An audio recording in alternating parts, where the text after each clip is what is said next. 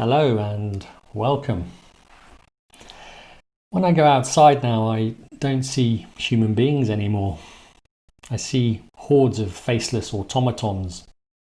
I don't see smiling faces. I don't see angry faces. I don't see people stopping and chatting cheerfully about their day, or complaining about their boss, or how their child drew crayon all over their freshly painted wall. I see a population fast becoming dehumanized, being compliant, and doing so willingly.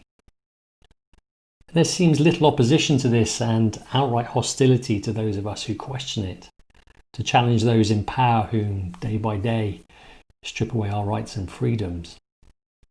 You only need to look at the comment threads on YouTube or online news outlets to see the pure hatred and vitriol spat at any dissenters who have the audacity to challenge the narrative, if only by a little. Videos are plenty on YouTube of non-mask wearers being verbally and physically attacked for their non-compliance. But video removal of anyone daring to offer a challenging perspective. The religion of the face mask is here, and it's terrifying. The fear-mongering of our government has worked, with relentless, horrifying prophecies of doom sent via the radio, via television, via the internet.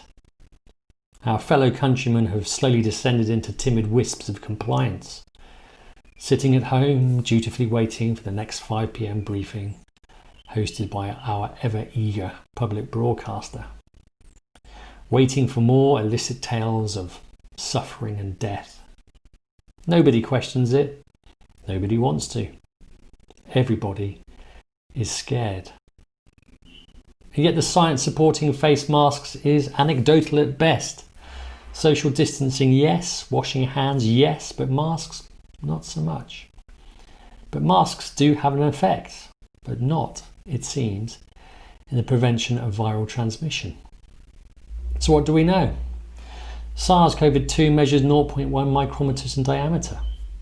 To put that into perspective, you can fit 100 million virus particles on a pinhead. But they can't remove themselves from a host by their own. They need a transport mechanism in the form of respiratory droplets, exhaled through the mouth or nose. These droplets and aerosols can range in size from 0.2 micrometers to hundreds of micrometers. Now, a well-fitting N95 respirator can filter out between 90 and 95% of particles, down to 0.3 micrometers. A simple t-shirt can stop around half of inhaled particles and 80% of exhaled particles over 2 micrometers. The bigger droplets, most face coverings can stop.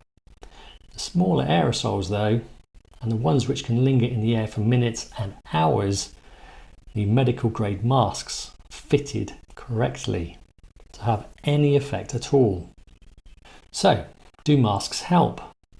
Yes. From my research, the biggest benefit is stopping the amount of viral load, which seems to be the biggest determinant of the severity of the disease. Large droplets expelled through coughing or sneezing would be the biggest threat, but can be equally mitigated by the use of a handkerchief or the inside of your elbow.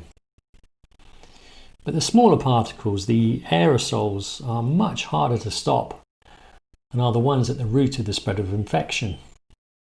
These can't be stopped other than a total quarantine of everyone at all times. The New England Journal of Medicine had an editorial on the effectiveness of masks, and I quote, "We know that wearing a mask outside healthcare facilities offers little, if any, protection from infection. Public health authorities define a significant exposure to COVID-19 as face-to-face contact within 6 feet with a patient with symptomatic COVID-19 that is sustained for at least a few minutes, and some say more than 10 minutes or even 20 minutes. The chance of catching COVID-19 from a passing interaction in a public space is therefore minimal. In many cases, the desire for widespread masking is a reflexive action to anxiety over the pandemic." Interesting. Scientists in the Netherlands think masks may have a negative impact. In fact, it could be harmful. with evidence of increased dyspnea, oxygen reduction, reduction of carbon dioxide exchange, hypoxemia. The vast majority of people use their masks over and over again without washing, resulting in self-contamination from respiratory pathogens on the outer surface, not to mention it being a repository of bacterial contamination. Lower oxygen saturation weakens the immune system, an immune system which relies on constant exposure to pathogens to stay healthy and effective.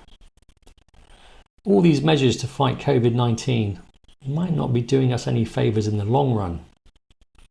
Finally, a large-scale Danish study found no evidence that wearing a face mask significantly minimises people's risk of contracting SARS-CoV-2. So what is the real reason for wearing a mask?